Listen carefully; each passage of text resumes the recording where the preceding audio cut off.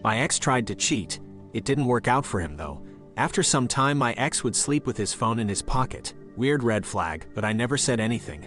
When I noticed he wouldn't even pull up his phone in front of me, I knew something was up. One night it slipped out of his sweats and I woke up with it near my legs. I was just going to put it on the charger, but I saw he had a bunch of notifications and messages from a dating app. Man, I wanted to slap him awake, but I didn't. So I created a profile using a friend of mine's pictures that he never met, and I had her approval. She was his type 100%, and I knew he loved blue eyes, so when we matched like I knew we would, we got to chatting. We talked for about a week before I suggested meeting up, flirting, sexual stuff. He told Faker that he was single and lived with a friend. So I suggested him paying for a hotel room so we could sleep together. He said he would. We picked a spot. Mind you, I paid for everything because he was unemployed after losing his job. He drained my savings account over the year with manipulation. We're family, we take care of each other when we're in tough spots, he would say whenever I told him I didn't have extra money. I paid my student loans, all bills of a one-bedroom, and the food. This boy had the ballsack to ask me for money in person.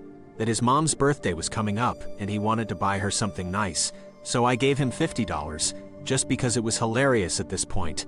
I still think about the smile on his face in that moment. That weekend he left, said he was going to his mom's and that he'd probably stay the night. I kissed him goodbye and told him to have a great time.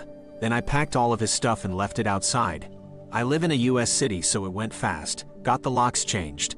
He messaged me a few times on the app. I told him I was running late because I wanted to look perfect, but I was coming and so sorry.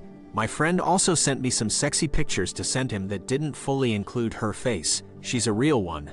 Then after making him sit until about 1 a.m., I messaged him on the dating app a picture of his belongings being rummaged through by a homeless man, and to enjoy his stay in a hotel.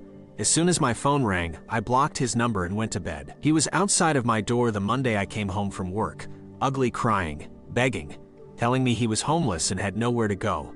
When I wasn't having it, he got angry per usual. Once he started grabbing and trying to get into my apartment, I called the police, filed a restraining order because he did threaten my life and my pets for putting him out.